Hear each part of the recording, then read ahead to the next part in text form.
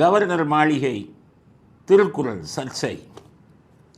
Governor மாளிகையில் ஒரு விழா வச்சுருக்காங்க. அதுக்கு இன்விடேஷன் அழைப்புதல் போட்டிருக்காங்க. அதில் ஒரு திருக்குறள் போட்டிருக்காங்க. அந்த அப்படி ஒரு குறளே வந்து இதில் திருக்குறளில் இல்லை. உடனே இந்த கூட்டம் முடிச்சுக்கிட்டான்.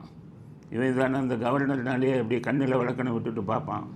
பார்த்துட்டு சொன்னான், இல்லாத திருக்குறளே எவனோ எழுதியிருக்கான் அப்படின்னு சொல்லி பிரச்சனையாக்கி பண்ணியிருக்கான். இல்லாத திருக்குறள் எப்படி வந்ததுன்னா, அந்த திருக்குறளை வந்து எல்லாரும் ஒருத்தரும் ஒன்று எழுதிக்கிட்டு இருப்பாங்க. உரை நவீன திருக்குறள், நவீன கால திருக்குறள்னால் சில பேர் அவர் எழுதின குறளையே மாற்றியெல்லாம் அதே கருத்து உள்ள மாதிரியெல்லாம் எழுதியிருக்காங்க. அதான் உரைன்னு எழுதுகிறாங்கல்ல, திருவள்ளுவர் இது உரை அப்படின்னு சொல்லி வைரமுத்து பவுல் இதெல்லாம் எழுதினார்ல. இது மாதிரி திருவள்ளுவர் நிறைய எழுதுனில்ல, யாரோ ஒருத்தர் அதே மாதிரி ஒரு குறளை எழுதியிருக்காரு. அதை இன்விடேஷனில் போட்டு விட்டாங்க. உதிக்கிறான் அந்த கூட்டம். திருக்குறளையே மாற்றி எழுதிட்டாங்க. நீப்பா திருக்குறளை மாற்றி எழுதிட்டாங்க. உங்கள் கருணாநிதி திருக்குறளில் குறளோவியம்னு போட்டு என்னென்ன கூத்தடிச்சு அதை படித்து பாருங்கள்.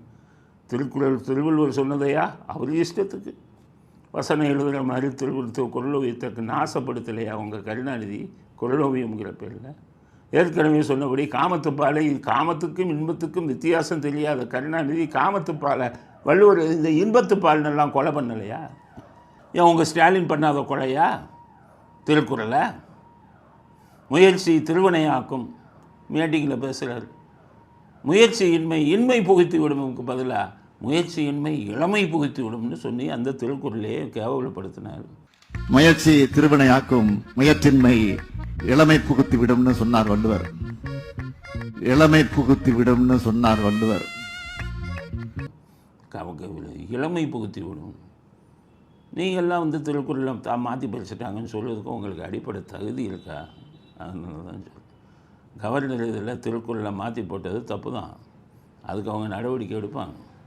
கவர்னருக்கு வந்து இந்த இன்விடேஷன் அந்த அழைப்புதல் பண்ணவங்க யாரோ பண்ணியிருக்காங்க, நடவடிக்கை எடுப்பேன்ட்டார். உங்களுக்கு என்ன குதிக்குது? நீங்கள் படுத்தாத அவமானமாக திருக்குறளை?